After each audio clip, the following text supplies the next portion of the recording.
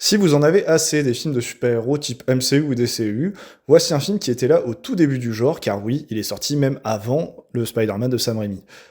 Incassable de M. Night Shyamalan est l'avènement d'une trilogie qu'il terminera 15 ans plus tard avec Split et Glass. C'est un film de super-héros sans en être un purement, ici pas de grandes scènes d'action qui viennent ponctuer le récit, pas de one-liner, pas de costumes ultra recherchés, on est sur un film purement terre à terre souhaitant remettre les super-héros dans un univers tangible et réaliste. Ce qui marque surtout, et qui en fait pour moi un des deux films sur lesquels je ne trouve rien à redire tellement je les trouve parfaits, c'est l'écriture des personnages et leur interprétation par Bruce Willis et Samuel L. Jackson pour les rôles principaux, et la mise en scène. Sur la mise en scène, c'est l'éclate pour Shyamalan avec nombre de plans séquences marquants, tant bien même qu'il y a plus souvent de scènes en plan séquence que de scènes usant d'un montage classique. Mais ce n'est pas pour autant que les scènes au montage plus classique soient inutiles, loin de là.